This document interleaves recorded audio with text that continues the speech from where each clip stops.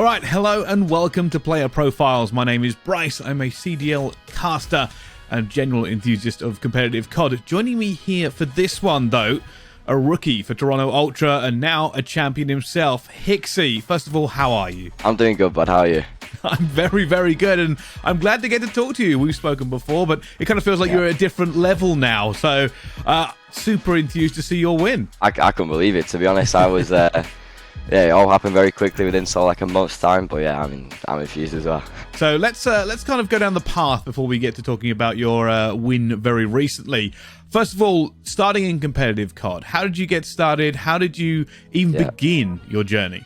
It was a long time ago. I feel like it's the same way everyone else did with Black Ops 2.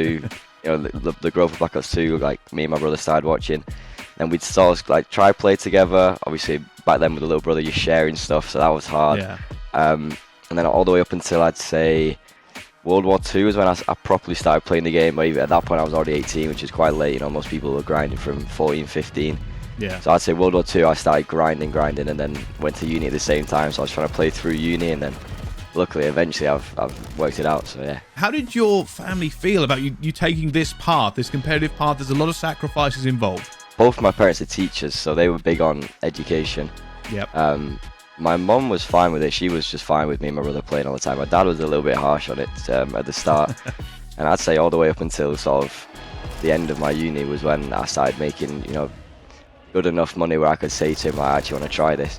But overall, they were both pretty supportive with it. It was quite difficult because we had to go back and forth between each house every single day. Like one night my mum's, one night my dad's, obviously carrying an Xbox around, whatever it was back in the day.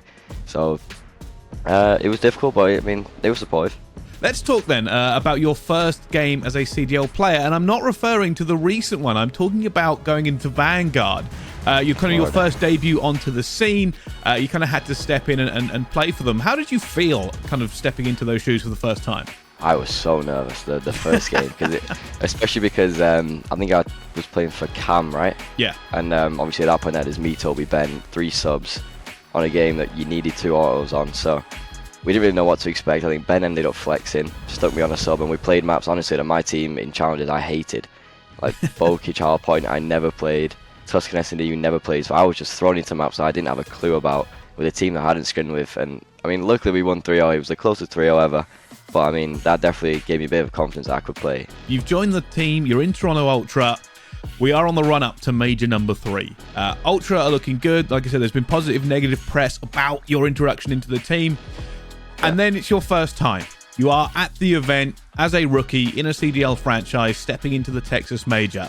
How did it feel on the main stage? The walkouts are always nervy. The introductions, you always get a little bit nervous. Luckily, I got told to do all I did like the McGregor walk one time. I did it gritty, so that definitely calmed the nerves. And then another big thing that Ryan's into is deep breathing and stuff. So as soon as you sit down, he gets everyone to do like deep breathing stuff. That definitely calms you down. And then once the map's loaded in, you're good. Like you completely forget. You just zone in completely on the game, and you just forget everything else. So how about your teammates? How has it been interacting with them and kind of going through the trenches with them as well? I know you've got characters in that team. Obviously, Scrap is a force unto himself. Yeah, everyone knows Scrap, and obviously I played the whole year with him last year, so I know exactly what he's like, what basically annoys him in scrims, what I need to avoid doing in scrims to annoy him. And then Jamie and Toby, I've known from EU challenges from way back in like MW, Black Ops 4, played against them a lot, and then they're just all good friends, which makes it way easier. I feel like we're definitely the team in the league that probably has like the closest friendship as a 4, and that clearly helps, and you can be honest with each other and all that stuff in practice. So those 3 would definitely made it very, very easy joining. We spoke about your family and the support for this. Yeah. What was the conversation like after the win?